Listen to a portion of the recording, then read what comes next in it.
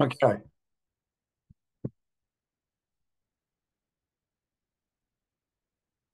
All right. I just wanted to show you the marginal product curve and the marginal cost and remind you that there's an inverse relationship between marginal product and marginal cost.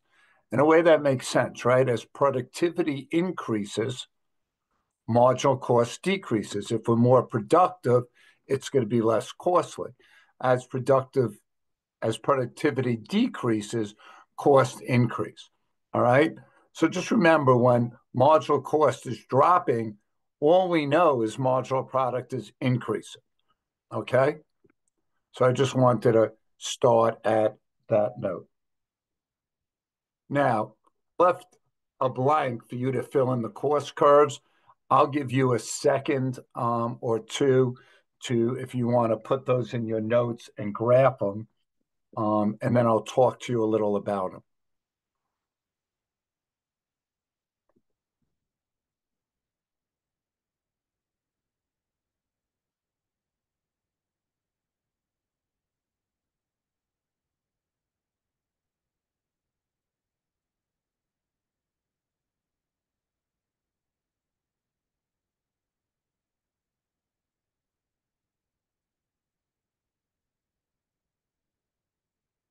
Okay.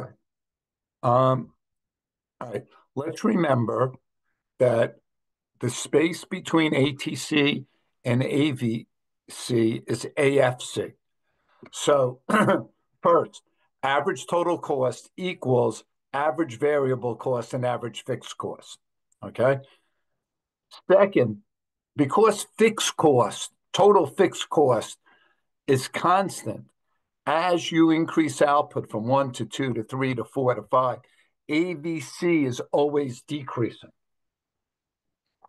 So notice that the spot between AVC and ATC gets smaller and smaller. All right. So first, ATC equals AVC and AFC. Second, AFC is always decreasing. As output increases, AFC decreases. All right. Third, MC goes through AVC and ATC at its lowest. MC goes through AVC and ATC at its lowest.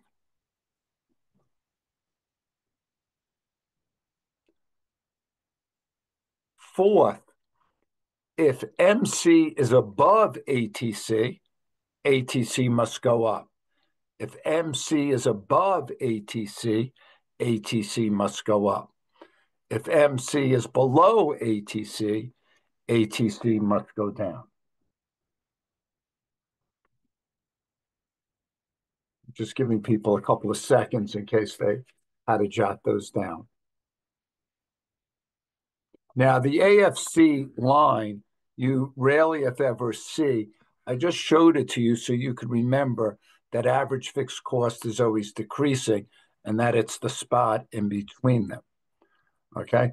All the cost curves are the same in all, in perfect competition and monopolies and monopolistic competition. Okay. All right. Next is, and I think I put this in your notes, the three stages. Okay. Now, this is a short run phenomenon because the law of diminishing marginal returns, which is involved in as you add more inputs to a fixed resource.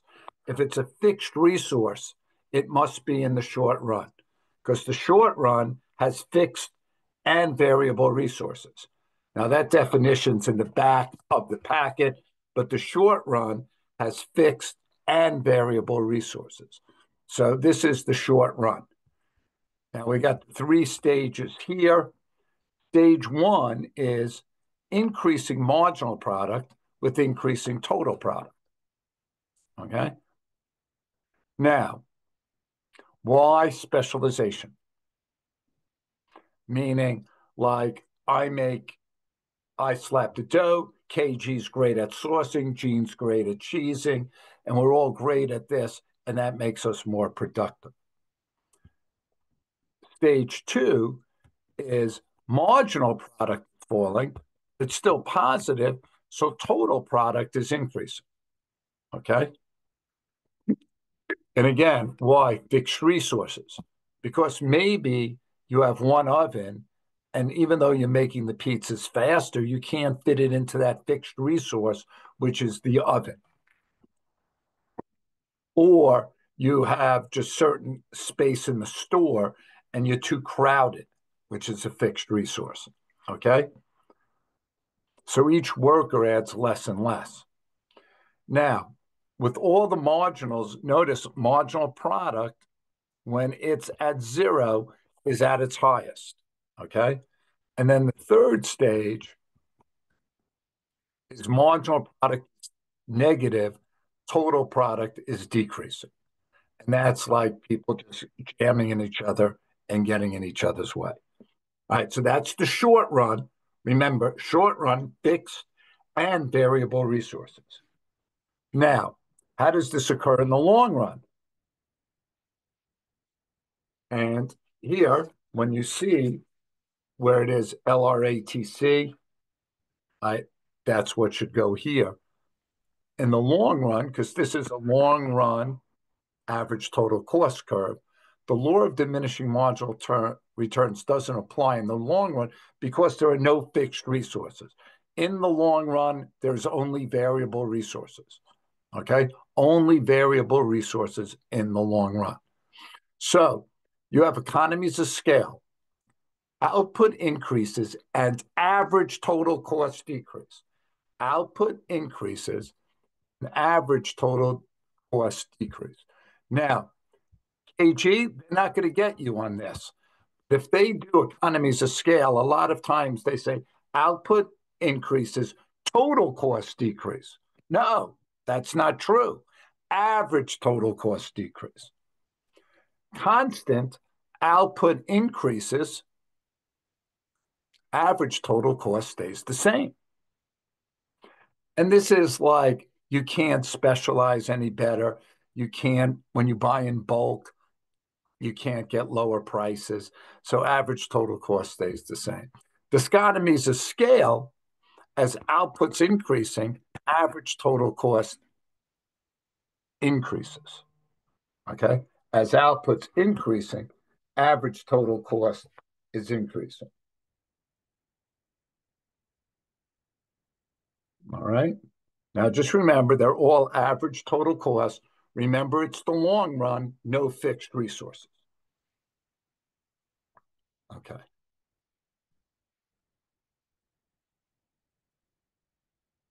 All right. Now, if you have the packet, there's definitions in the back, but guys get confused. The short run is not a specific amount of time. The short run is a period in which at least one resource is fixed. Okay. So in the short run, you have fixed and variable resources. The long run, all resources are variable. Okay. Short run, variable and fixed resources. Long run, all resources are variable.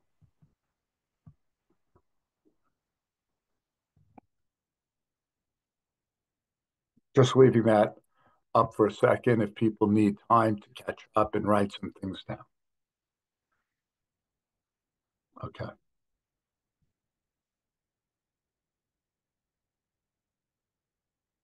All right. Now, first market structure, perfect competition. Other ones are called imperfect competition, rarely used, perfect competition. Characteristics. Many small firms. I think thousands. Identical product. I mean, today they said, what do we have up here? Avocados. I would say avocados, milk, wheat, perfect substitutes. Easy for firms to enter and exit. Whenever I see easy for firms to enter and exit, I know there's no long run profit or loss. Okay. The competitions both have firms easy to enter and exit. No need to advertise. Why? Because we're selling the identical product. I can't figure out how, and firms are price takers.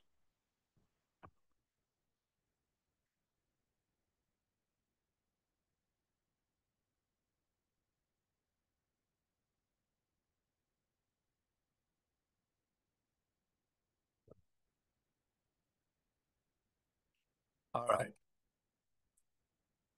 There is a side-by-side graph. Usually you don't need the AVC. I say whenever the AVC is there, you should be thinking, is there a shutdown? I see here the price is above the AVC, so there is no shutdown. I will give you a minute if you want to put this graph in your notes.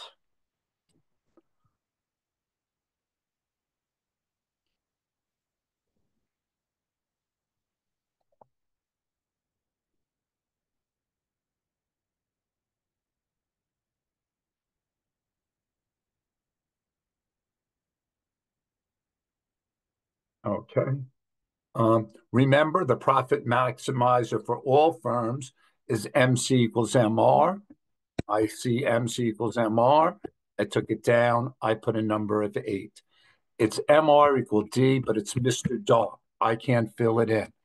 All I'm going to say to you is they will definitely give you, like, instead of they might have that and ask you what the average revenue is. Well, you know it's 15. Or they might ask you what the marginal revenue is. You know it's 15 because everything is 15.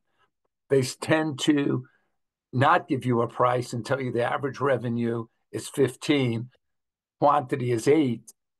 What is the total revenue? Well, it's price times quantity. So you need to know Mr. Dark. Okay. So you got the profit maximizer and Mr. Dark.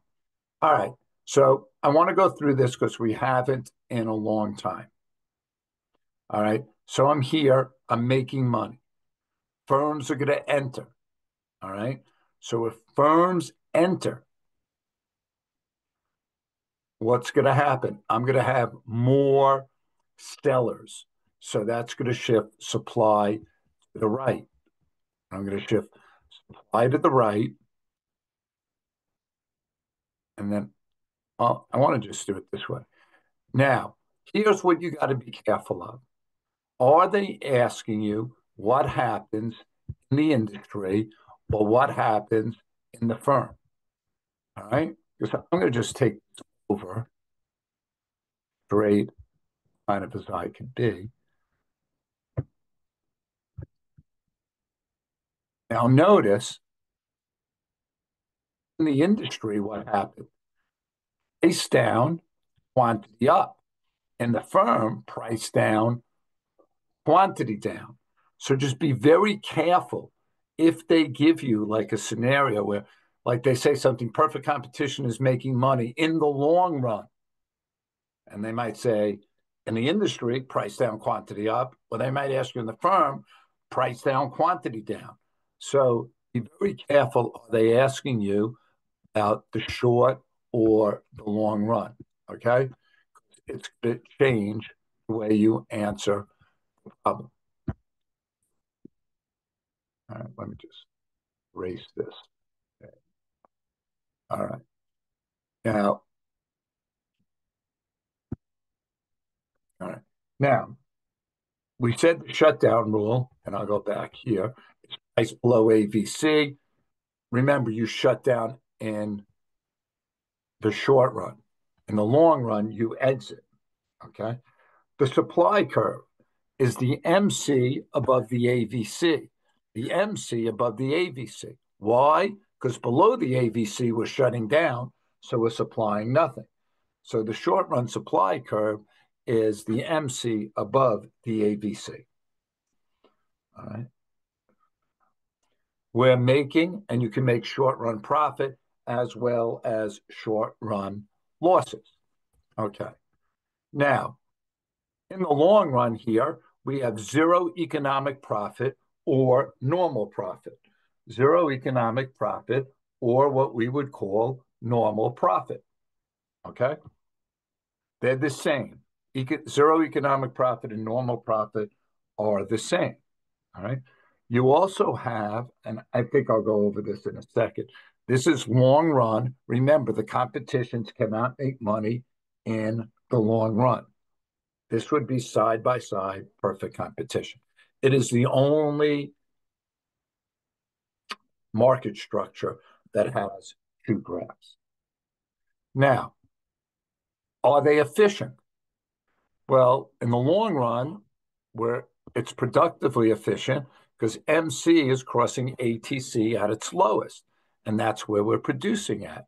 But it is productively efficient in the long run. In the short run, where MC crosses demand. And by the way, in the short and long run, it's allocatively efficient.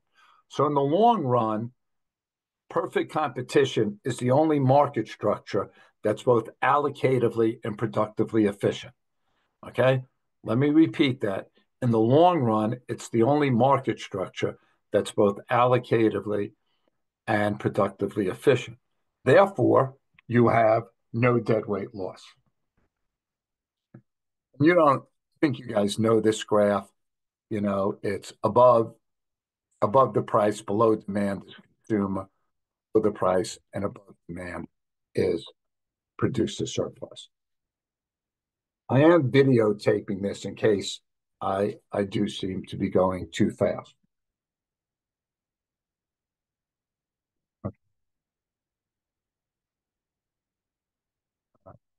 Monopoly, single seller, firm is the industry. Unique good with no close substitute. Single seller, unique good with no close substitute. And by the way, I sent the Venn diagram that we did today. I posted it on the topics page. So, it probably has a lot of this on it. Price maker, you do the profit maximizer, MC equals MR up to demand, price maker. High barriers to entry. I know I can make or lose money because firms are not entering and exit quickly.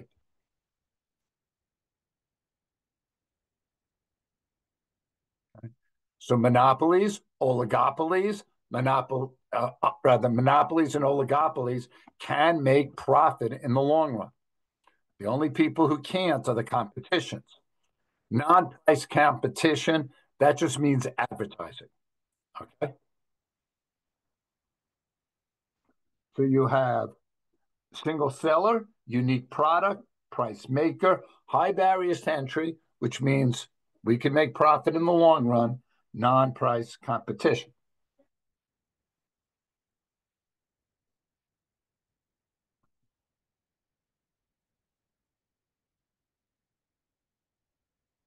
Okay. Now here's my graph. Where ATC hits MR, just coincidental. All right, again, profit maximizer, MC equals MR up to demand.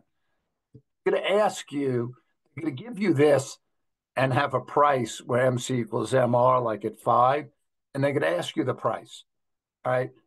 That is an easy question. If you remember to go up to demand and say it's 7, they might ask you for the profit box. Just remember, you take it down to the ATC and across. Let me see, do I have a profit box?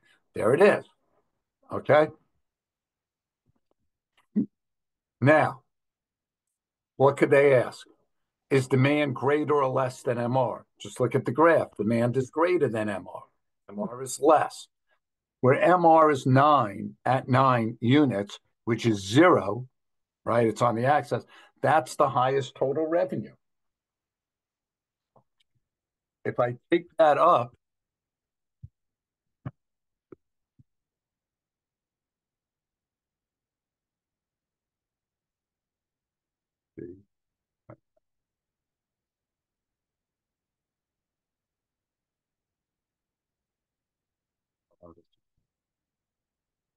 let me see, can I get that to work? No, I can't. All I can do is get it to erase. If you take 9 straight up, it's unit elastic. The left is elastic. The right is inelastic. All right. The profit maximizer is MC equals MR. Allocatively efficient is where MC crosses demand. We're not producing, so we're not allocatively efficient. Productively efficient is where MC crosses ATC. We're not there either. Okay. So therefore, we're not allocatively or productively efficient. So, Mr. Bressler, Go. so when MR crosses the x-axis, that point and it goes up to demand, that's unit elastic. Correct. Okay. And everything to the left of that's elastic and to the right is inelastic. Okay. Thank you. No And problem. Mr. Bressler, Go. just to make sure, deadweight loss is MC equals MR up to demand over to marginal cost. MC equals MR up to demand, down demand curve to marginal cost and back to it. Yes. Okay, thank you. Could you see the eraser thing? Yeah. Right. That triangle that it's in right now, it's deadweight loss. And deadweight loss occurs if the price is greater than MC, driving some people out of the market. Okay? All right, let's see. One more thing, Mr. Bressler. Ah, Fair return is when ATC crosses demand. yeah, and we're gonna, I think, look at that when I get to natural monopolies and government regulation. Thank you. Okay. All right. So consumer surplus, the same rules. Above the price, below demand. Producer surplus, below the price, above supply. Triangle left, deadweight loss. If there's deadweight loss, you have to be inefficient. Okay? So just know that if there's deadweight loss, you have to be inefficient. And there is your deadweight loss. Okay? All right. Here is, and I'll give you a minute to copy this, and then I'll talk to you about the whole graph.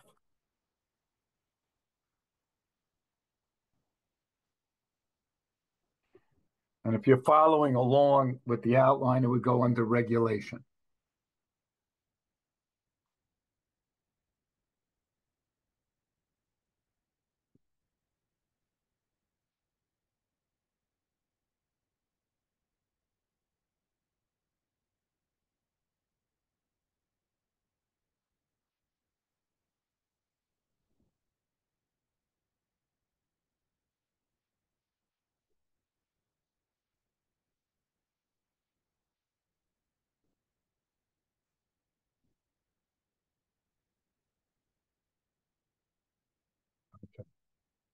All right.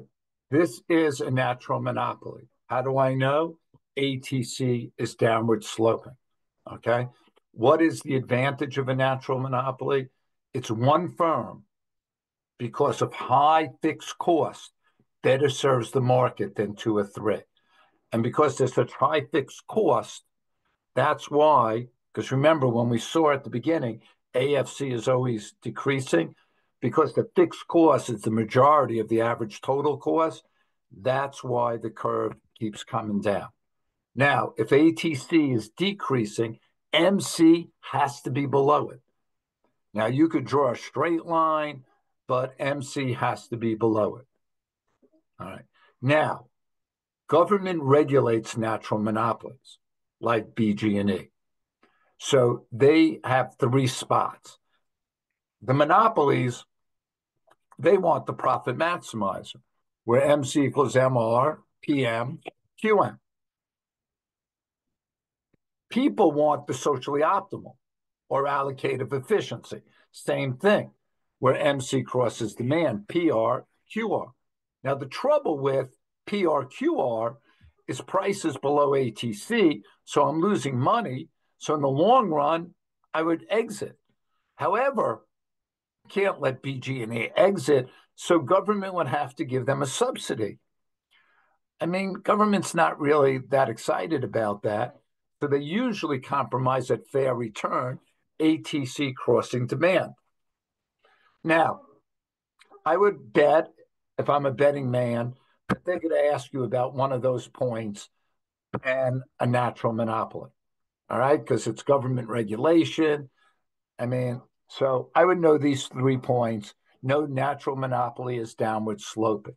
And fair return, and one time they asked, and the guys knew it, but like fair return is zero economic profit. And remember, that is sometimes called normal profit. All right. Normal profit and zero economic profit are the same. I think one time the answer was normal profit, and almost everyone got it wrong.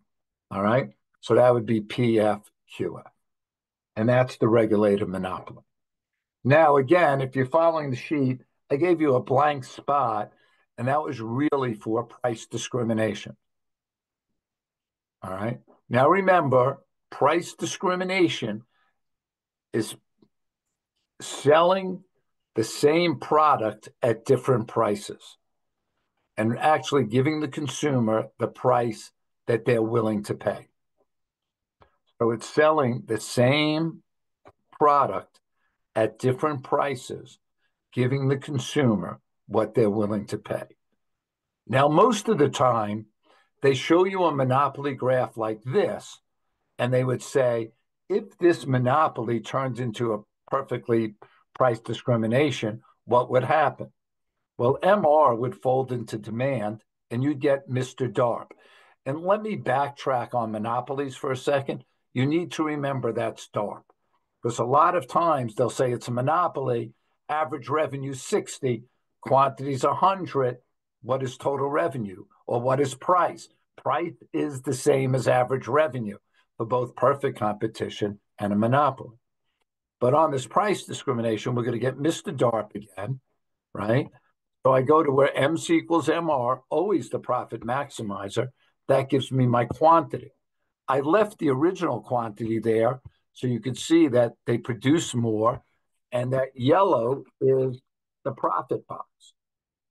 Now, two other side notes on perfect price discrimination would be, one, no consumer surplus. Two, no deadweight loss. All right. So let's just review. You have in price discrimination, it's when every person is paying the price they're willing to pay. All right. So there really is not a price at the product, at the profit maximizer, because people are paying different prices. All right. You have Mr. DARP, so you have MC equals MR. You produce more, you make more profits, no consumer surplus, no producer surplus. Okay. Now, I'm going to go into, I think, oligopolies.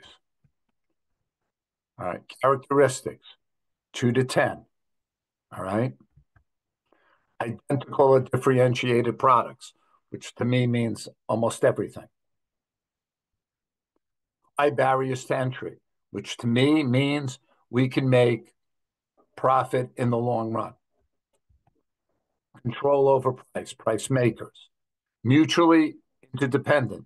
I said today I'd star it. They like to put that there. All right. Firms use strategic pricing. That's game theory. Okay.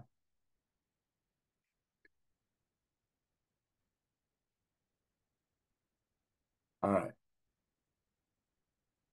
Now, again, it's not letting me do it. All right. So blue here, and the numbers closest to Uptown will be Uptown's 12, 15, 6, and 8. Uptown, I'm going down. Rare air, I'm going across. So again, this is not letting me write for some crazy reason. So if rare air high, Uptown could go high and make 12, or low and make 15. It's going to go low. I put a check in that box. If rare air goes low, Uptown could go high and make 6, or low and make 8. It's going to go low. No matter what rare air does, Uptown's going to go low. That's their dominant strategy. Now I'm looking at the white box going across. If uptown goes high, rare air could go high and make 12 or low and make 15. They're going to go low. I put an X there. If uptown goes low, 6 or 8, they're going to take 8 and X there. I got an X and a check in D. That's Nash's equilibrium, which is no incentive to change because if either one changes, they'll make less money. All right. So you have dominant strategy, which is the strategy you would use no matter what your opponent does. For them, both of them is low. Is that always going to happen? No. Usually one has a dominant, one doesn't. They both don't have to have a dominant. Now, the last thing on this, they could ask you, what would be the profits if they both colluded? That would be 12 and 12. All right. Now, remember, collusion is illegal. And it's like, and it would be a cartel, which is just a group of companies getting together to set prices and quantity. A group of companies getting together to set price and quantity. All right. And the colluding oligopoly is a monopoly graph. So we don't have to do it because it's a monopoly graph. Uh, all right. And this is just what we went over. All right. Last up, monopolistic competition. All right. Hundreds, think fast food. Differentiated products, Pizza Hut quality, Domino's service, McDonald's, I don't know what, Burger King, make it your own. Some control over price, MC equals MR, up to demand, easy to enter and exit. The competitions don't make money in the long run because easy to enter and exit. All right, a lot of advertising. They call that non-price competition.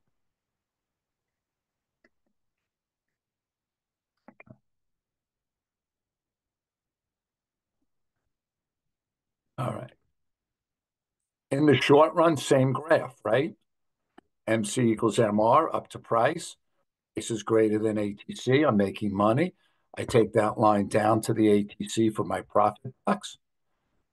All right. Now, that is the short run. If a monopolistic competitor is making or losing money, it's in the short run. All right. Here, firms are, if you're making money, firms are going to enter. This is different than perfect competition because Ben could bring a taco stand in and take money away from my pizza. So there's more close substitutes coming in. So demand in MR would go down. And you're going to get new firms enter. And then again, you're not going to have to graph tomorrow, but price equals ATC. Right. So that's something that monopolistic and perfect competition have in common. Price equals ATC. Now, where MC crosses ATC, if you take that line straight down, that's the quantity you'd be producing if you're efficient compared to the quantity you are producing. That is called excess capacity.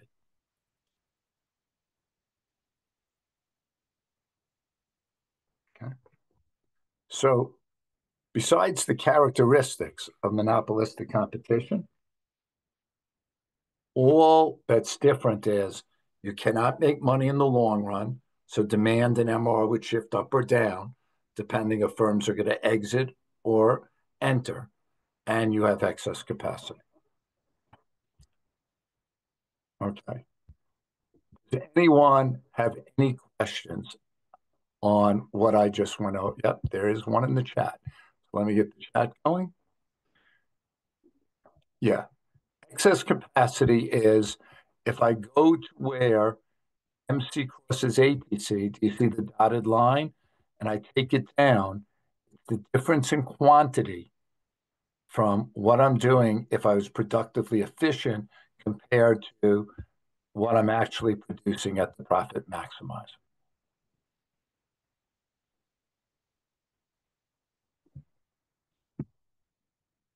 Okay. Any other questions on anything? Mr. Bressler, Yes.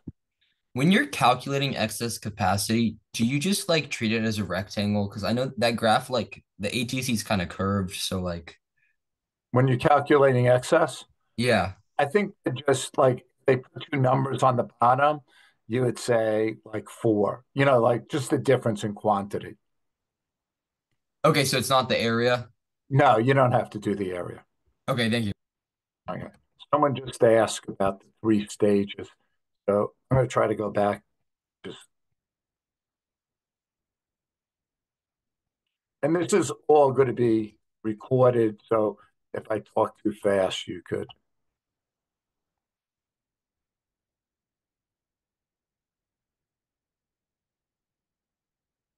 The 3 stages are first one's increasing marginal returns, MPs rising, and marginal products rising and total products rising. All right, specialization. Second stage is total products increasing, as you can see, marginal product is decreasing. Okay, and that's because you have fixed resources, because this is a short run phenomenon. So you have fixed resources.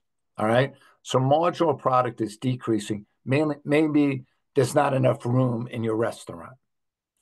And then the third is negative, and that is total product is decreasing and marginal product is negative. And again, there is workers are getting in each other's way. And again, it's about fixed resources. It's not about laziness. All right. And again, this is in the short run. Okay. That answer. All right. Someone else hit the chat. So let me check. Okay. Good. Anyone else with any other questions?